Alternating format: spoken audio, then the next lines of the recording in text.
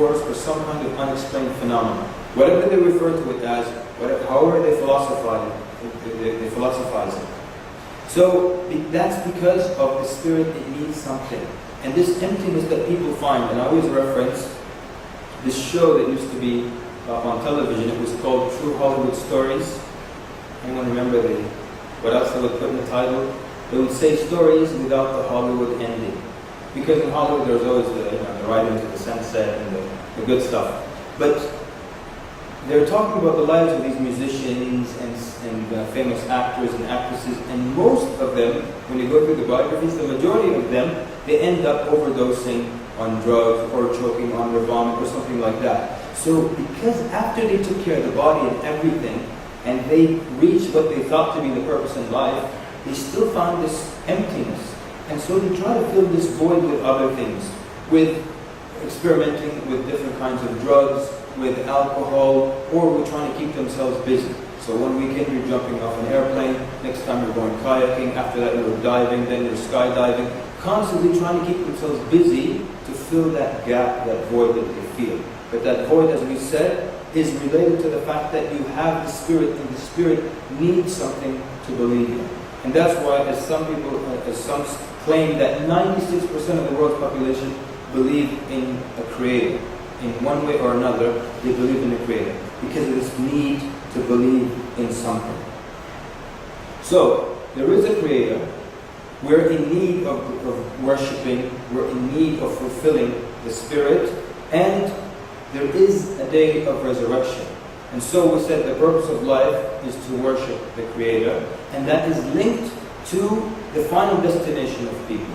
Allah Azza wa Jalla describes in the Quran how the day of judgment has drawn near. The day of judgment has come near. And we said there has to be a day of judgment. There has to be reward and punishment. People have to be accountable for their deeds. I always mention one fairly popular reporter in the United States who started to become an atheist.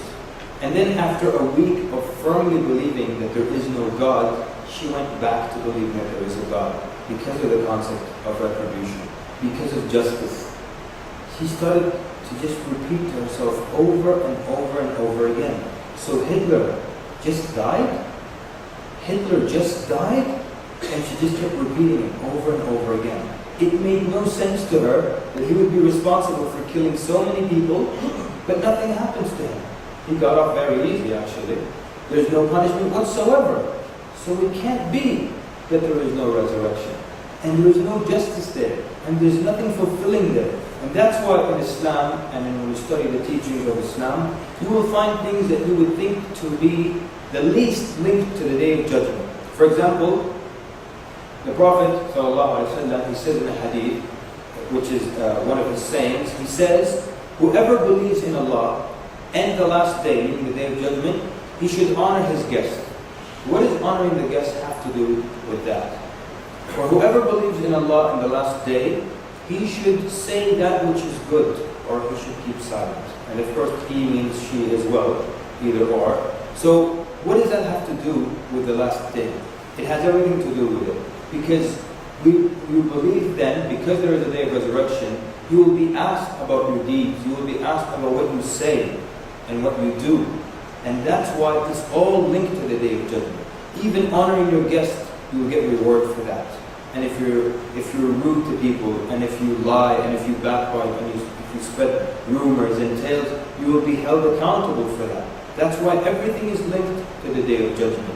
And there is no motivation, nothing to motivate people to be good if there was no Day of Judgment. And nothing to stop anyone from stealing if you're not going to be held accountable. If you live life once, then why doesn't everyone just do whatever they do, and you're not going to be punished for it? And so this is one of the problems that we're facing, and again, I'm only going to speak for the United States.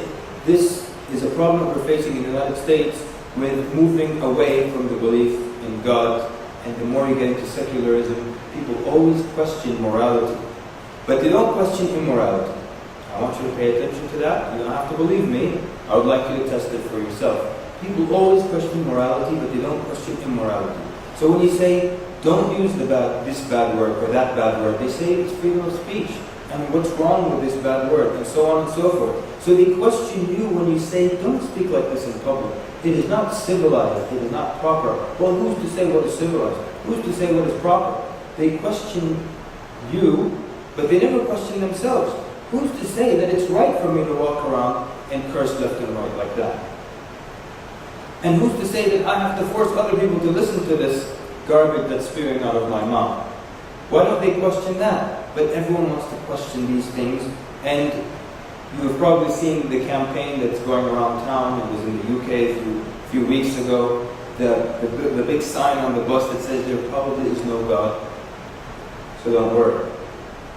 And it's interesting how they say there probably is no God. So you're calling people to something based on something you're not even certain of. So you're saying, hey everybody, act like a fool because maybe there is no God. If there is, we don't know each other, okay? So Allah tells us in the Quran that the day of judgment has drawn near. It has come close. But people, they are busy with other things.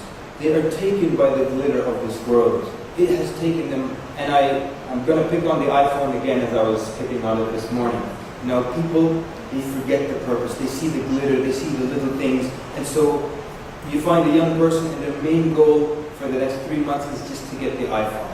And all he wants is the iPhone. And he has it on his desktop and he just stares at it, tries to touch the screen. And he sees someone with an iPhone. Can I make a call, please? It's the iPhone. And I also picked on the Gucci handbag. This is just my opinion, you don't have to agree. It's an extremely ugly handbag. It is a cloth handbag with G's all over it. That's it. G's, G. It is so ugly. But it's Gucci. So people are taken with these things. Their whole life they're trying to get this handbag. If they can't afford it, they get the knockoff. And they're trying to get this design and that design. And they see some celebrity wearing their jeans backwards. Suddenly all these young people are wearing their jeans backwards. And they see this new phone and they want it so badly. And they sell things and they work extra and night shift and graveyard to buy it. And then after 3 months they're bored with it. They get something else. You know something? I grew up around the world. I grew up in Europe and in Asia, in certain parts of Africa. And I was amazed when I finally settled in the United States some 13 years ago. I was amazed by the concept of the walk-in closet. I'd never seen something like that before in my life. Everywhere I lived before, you open your closet, the closet always consisted of some shelves, perhaps a drawer or two, and you put everything there. It was big enough to put your clothes in it. I was so amazed when I saw people with a closet so huge that they could fit in it. Their whole body could fit in it. And you walk in and you're surrounded by clothing everywhere you look, t-shirts, all kinds of things, and suits and dresses. And in the end, what's the conclusion? I don't have anything to wear. So it was amazing for me to see that people can have so many clothes and so many outfits for every type of weather. They've got an outfit, and if the sun is partly cloudy, they've got this garment to go, and according to their mood, they wear pink, they think we're polka dots, all kinds of things, and fashion and phones, and then these little gadgets that you're told that you need and you don't need, and you're surviving very nicely without them, and all these gadgets that save you time, but in the end you're so busy you don't have time for anything. The glitter of this world has taken us away from the purpose of life. By the way, I'm not calling that anyone leaves, the minute that you need to become Muslim, so you go home, break your iPhone, punch through your laptop screen, destroy your car, and then that's it. We're not saying that, but we're saying everything with moderation. And Islam, one of the beautiful things about it teaches moderation. Everything should be moderate. Everything should be moderate. Your way of life is Islam, and it's linked to your worship of Allah. And that's why you find worship in every part of the Islamic religion. When you put on your clothing, there's a little prayer for that. When you look at yourself in the mirror, you remember Allah. Even as you're just looking at yourself, because the mirror time, it's you time, right? It's me time. You're looking in the mirror, you give yourself the wink and the gun, you're looking at yourself from different angles, you're so happy about it. Even at that point, The prayer for looking in the mirror